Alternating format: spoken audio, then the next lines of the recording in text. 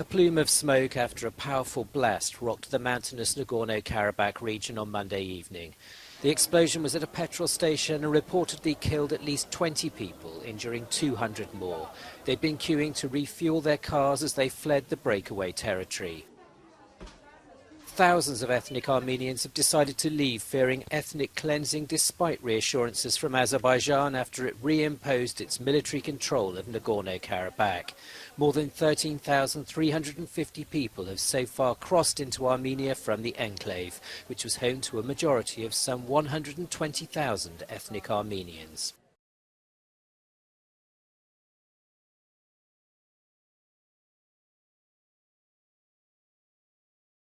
On Monday, Ukrainian President Zelensky announced the arrival of the first Abrams battle tanks promised by the United States. Now, a total of 31 Abrams will eventually join a larger force of battle tanks coming from Western Europe.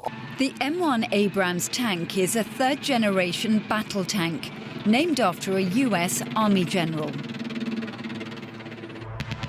It was created for armored ground warfare during the Cold War.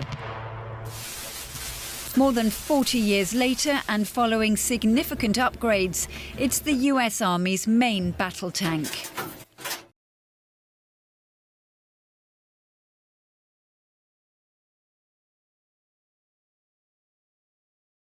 Niger's military rulers have welcomed an announcement by France that it will withdraw its troops from the country. Niger's democratically elected president, Mohamed Bazoum, was ousted on the 26th of July and replaced by the commander of an elite military unit. Since then, the junta has ended Niger's military cooperation with France, a former colonial power. French President Emmanuel Macron said 1,500 French soldiers will withdraw by the end of the year.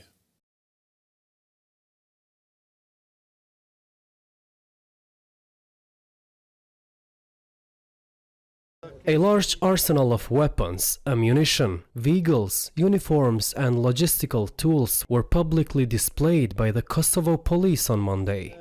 These were found a day before in the Banjska Monastery in the northern municipality of Zvečan, where the armed firefight between the police and the terrorist group took place.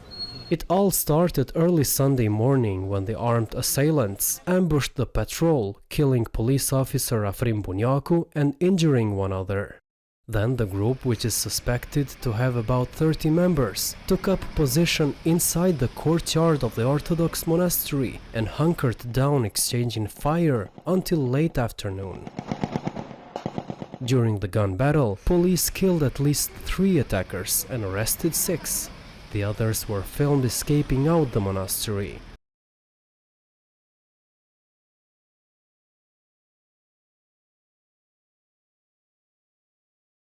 Now, the Philippine Coast Guard has removed a floating barrier installed by China to prevent fishing boats entering a contested part of the South China Sea. The Philippine government said the barrier was a hazard to regional navigation and a clear violation of international law.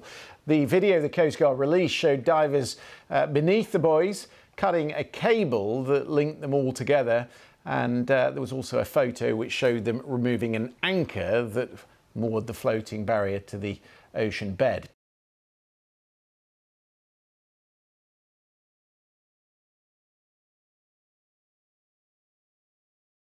South Korea on Tuesday held a large-scale military parade on the streets of Seoul for the first time in 10 years to commemorate the 75th anniversary of Armed Forces Day.